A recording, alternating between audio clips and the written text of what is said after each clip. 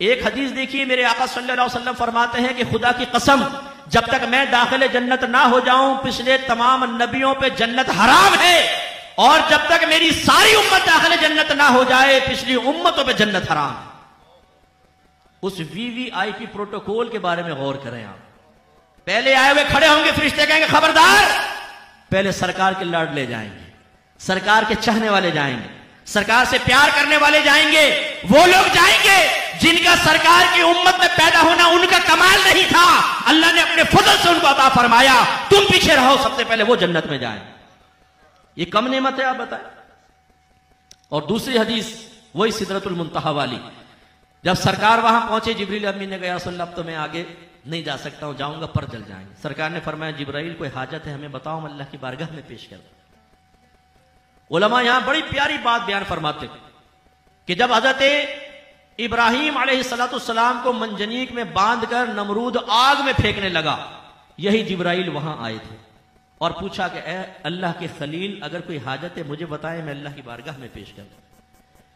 تو کہتے ہیں حبیب اور خلیل کا فرق دیکھیے، خلیل کے پاس بھی جبرائیل، حبیب کے پاس بھی جبرائیل، لیکن جب خلیل کے پاس ہیں تو ان سے پوچھ رہے ہیں کہ کوئی حاجت ہے تو مجھے بتائیں، اور جب حبیب کے پاس ہیں تو حبیب پوچھ رہا ہے جبرائیل کوئی حاجت ہے مجھے بتاؤ، میں اللہ کی بارگاہ میں پیش کر دوں۔ آپ کے نبی تو وہ ہیں جن کی امت میں اللہ نے ہمیں پیدا فرمایا، یہ کم بڑی نعمت ہے؟ اور جواب میں جبریل امین نے کیا عرض کی؟ یا رسول اللہ بس میری یہ تمنا ہے کہ جب میدان محشر میں آپ کی امت پل صراط پار کرنے لگے، اللہ تعالیٰ مجھے توفیق عطا فرمائے میں اپنے پر بچھا دوں اور آپ کی امت ان پروں سے گزرتی ہوئی داخل جنت ہو جائے۔ اگر اس وقت بھرے مجمع میں آپ کو کوئی لٹا کے آپ کے منہ پہ پاؤں رکھ دے، بتائیں یہ بے عزتی ہے کہ نہیں؟ بولیے، یہ ظاہری ذلت ہے یا نہیں؟ آپ پسند کریں گے اس بات کو؟ نہیں نا؟ جو تمام فرشتوں کا رسول اور سردار ہے، جو تمام نبیوں کے پاس اللہ کا پیغام بشکل وحی لے کر آیا، وہ فرشتہ جس کو روح القدس اور روح الامین کے نام سے اللہ نے یاد فرمایا ہے، وہ ہم جیسے لوگوں کے لیے جن میں چرسی بھی ہیں، موالی بھی ہیں، زانی بھی ہیں، ڈاکو بھی ہیں، چور بھی ہیں، لیکن اگر اپنے ایمان بچا کر لے گئے اور اللہ تبارک و تعالیٰ کے حکم سے پل صراط پار کر رہے ہوں گے، جبریل امین کہتے ہیں کہ یا رسول اللہ بس اللہ مجھے توفیق دے ان کے قدموں کے نیچے اپنا پر بچھاؤں، اس پہ گزرتے ہوئے نکل جائیں، میرے پروں کو کچلتے ہوئے نکل جائیں۔ اب بظاہر تو یہ ذلت کا معاملہ ہے، لیکن جبریل امین نے سکھا دیا کہ جو محبوب کا محبوب ہوتا ہے اس کے سامنے جتنی عاجزی کرو گے اللہ تمہیں اتنی بلندی عطا فرمائے گا۔ لیکن میرے آقا نعمت امام علیہ سنت رضی اللہ تعالیٰ عنہ کے قربان جائیں، آپ نے ایک شعر میں ہمیں سمجھایا کہ جب جبرائیل اپنی ایک حاجت کی تکمیل کے سلسلے میں ہمارے سرکار کی بارگاہ میں درخواست پیش کر رہے ہیں تو ہمیں کیا ضرورت ہے کہ میدان محشر میں ان کے پر کا احسان لیں؟ لہذا اپنے شعر میں سرکار کی بارگاہ میں استغاثہ کرتے ہیں، یا رسول اللہ پل سے اتارو راہ گزر کو خبر نہ ہو، پل سے اتارو راہ گزر کو خبر نہ ہو، جبریل پر بچھائیں تو پر کو خبر نہ ہو۔ وہ پر بچھا کر رکھیں اور پتہ چلے کہ امت تو سرکار کے دامن میں لپٹ کر داخل جنت ہو چکی ہے۔ اور پھر تیسری نعمت کہ اللہ تبارک و تعالیٰ نے اپنے حبیب کی امت میں مسلمان پیدا کر کے اہل محبت میں سے بھی بنایا۔ ہماری قرآن پہ نگاہ اٹھتی ہے، حدیث کی طرف نگاہ جاتی ہے، ہم کمال مصطفیٰ کو تلاش کرتے ہیں۔ اللہ کا کرم ہے ایسا نہیں بنایا کہ قرآن و حدیث کو سرکار کے کمال کو گھٹانے کے لیے استعمال کیا جا رہا ہو۔ یہ اتنے بڑے انعام ہیں، اس پہ اللہ کا شکر ادا کریں۔ نے کہ پوچھا کہ ایک لڑکی کی منگنی ہوئی اور لڑکے والوں نے کہہ دیا کہ اگر 2 ماہ میں شادی نہ ہوئی تو یہ رشتہ ختم سمجھیں۔ 2 ماہ میں شادی نہ ہو سکی لیکن بعد میں ہوئی، لڑکے والے راضی رہے اور نکاح ہو گیا۔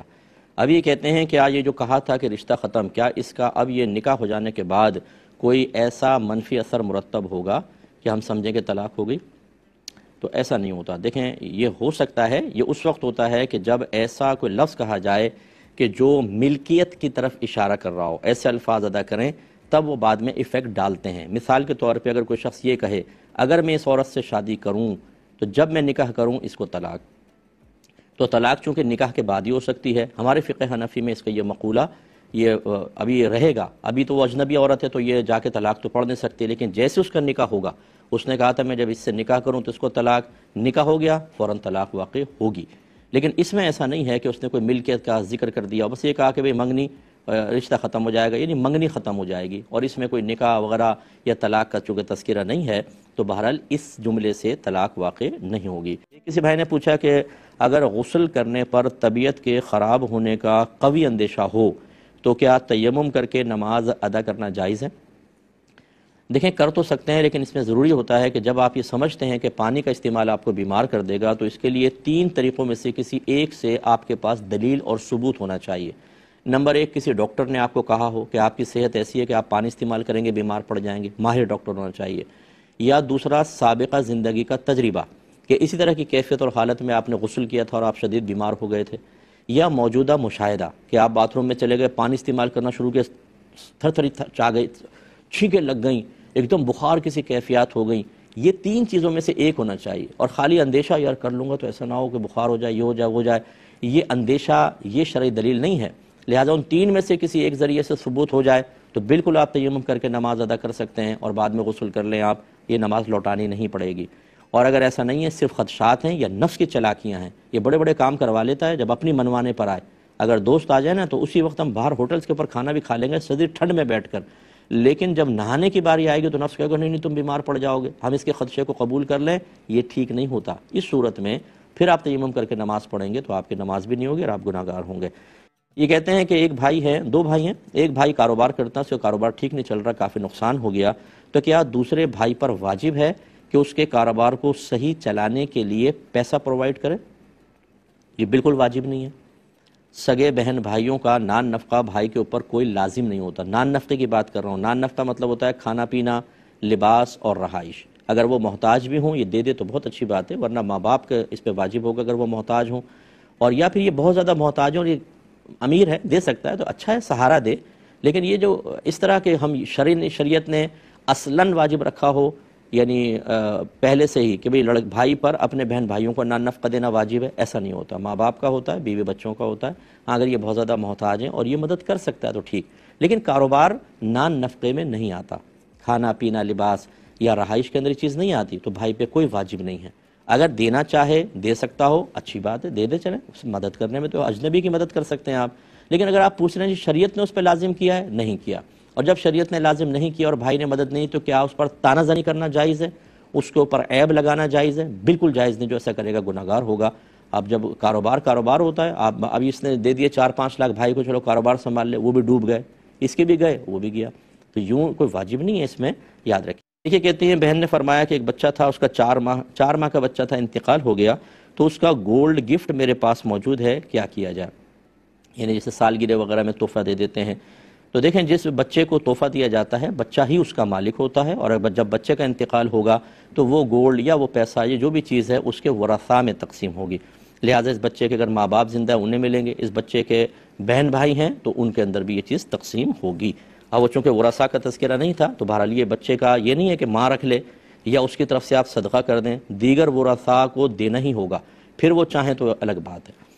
کہ کسی بھائی نے پوچھا کہ اگر ہم ایک احرام، جو چادریں احرام کی ہیں، ان سے حج یا عمرہ کر لیں، پھر نیکسٹ ٹائم کبھی جانا ہو تو کیا وہ پرانا والا احرام استعمال کیا جا سکتا ہے؟ تو جی بالکل کیا جا سکتا ہے، یہ کوئی پابندی نہیں ہے کہ ایک دفعہ احرام آپ نے استعمال کر لیا تو اب اس کو کسی کو گفٹ کر دیں یا اس کا کوئی اور مطلب اس کو تبرکن رکھ لیں یا پوچا بنا لیں یا کوئی اور تولیہ کے طور پہ استعمال کر لیں، بلکہ آپ اس کو باقاعدہ بعد میں استعمال کر سکتے ہیں، بس دھو لیں، میلا ہو جاتا ہے، پسینہ وغیرہ لگ جاتا ہے، دھو کے چاہے آپ اس کے 50 دفعہ جا کر عمرے کر لیں، کوئی حرج نہیں ہے۔